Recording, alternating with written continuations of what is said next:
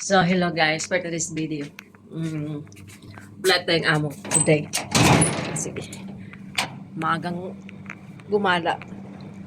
So, nandito pala ako ngayon sa labas guys. So, medyo mainit kahit kahit gabi na. Medyo maliwanag pa kunti. So, andito ako sa labas ngayon. With snack pa tayo ha. Dito muna ako tambay guys.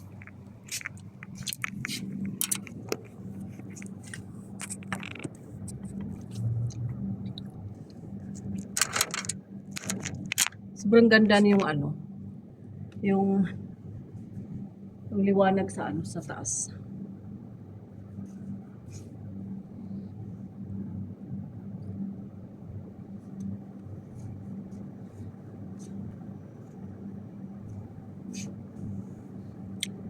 So meron kasi ako inaantay na guys, order. So medyo na-late siya. Kasi nga sobrang layo daw. So, first time ko tong guys na nag-order guys na super late na ang delivery kasi nga. Ngayon lang ako naka-relate na malayo daw. Ewan ko lang. Tas ngayon sobrang traffic.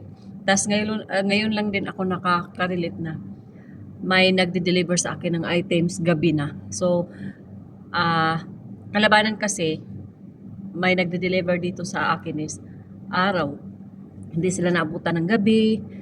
Ay, may time pala guys nung nag-order ako ng Shein. Nagabihan siya mga 8 ng gabi. Gabi na siya kaso ngayon sobrang traffic daw sabi ng driver. So antay-antay lang kunti dito sa labas para pag natawag na siya sa akin makalabas agad ako.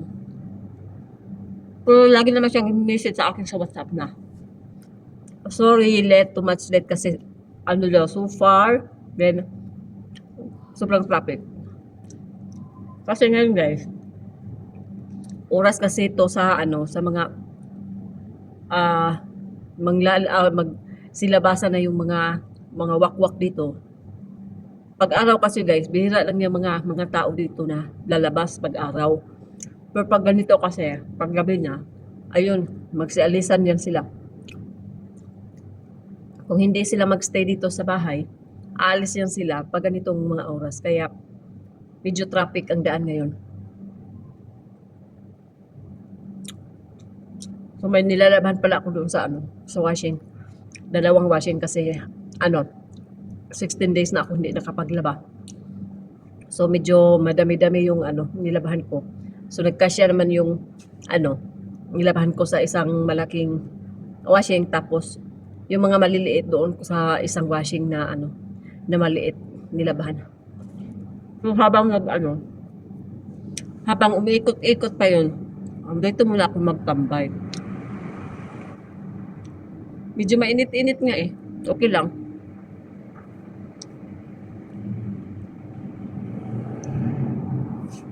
Tapos maya-maya din guys is pauwi na rin yung isang alaga ko na yung bagong kasal. Balik muna to tayo sa loob guys kasi na-feel ko yung init. Mainit.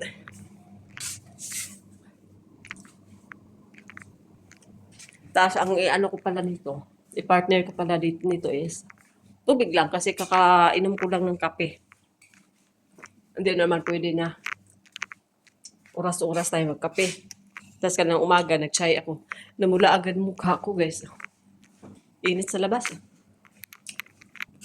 Tubig muna tayo. Tubig.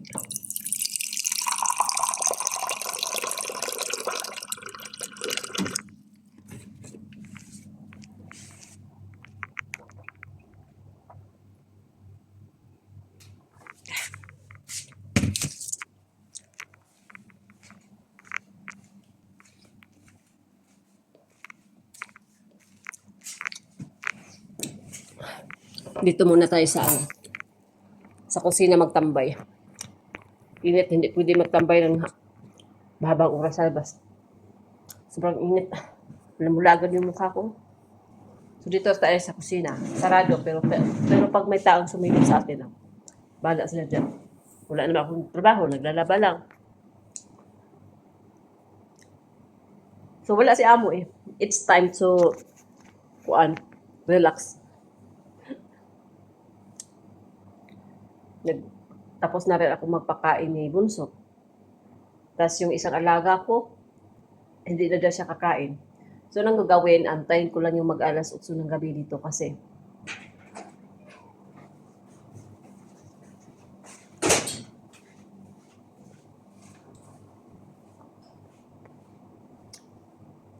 pagluto kasi yung dalawang driver naman dito sa bahay. Meron pala akong isang kasama dito guys sa bahay. Yung katulong ng sa isang alaga ko nasa taas sila tumira. Ayun, lumabas na kinuha yata na order sa labas.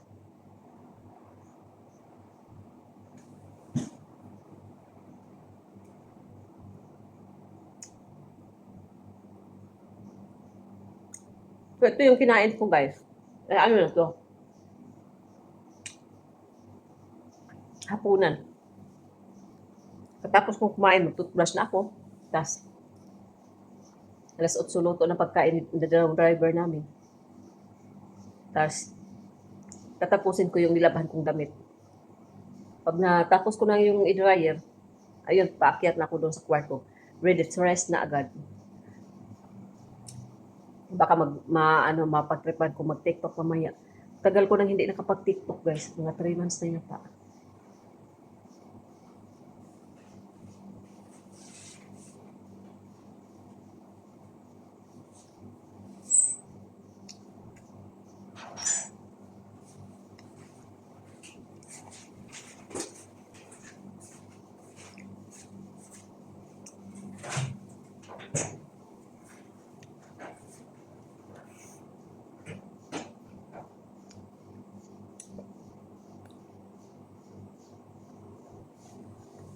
Kasi ako guys, hindi naman talaga ako hindi ako mahilig talaga mag-TikTok.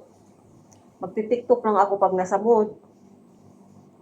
Pagdalahan lang ako. Minsan, napilitan ako mag-TikTok kapag andito yung mga kasama ko na mga Pinay, mga katulong sa anak ng amo ko. Ayun, mapilitan akong sumabay sa kanila. Siyempre, dapat din suportahan mo rin sila kung anong gusto nila.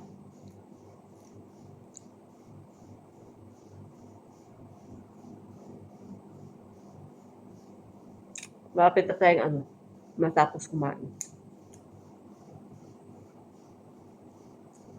So, inom tayo ulit.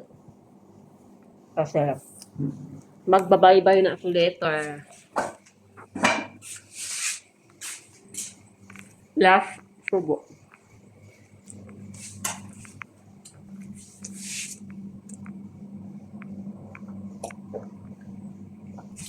Okay guys, thank you for watching guys.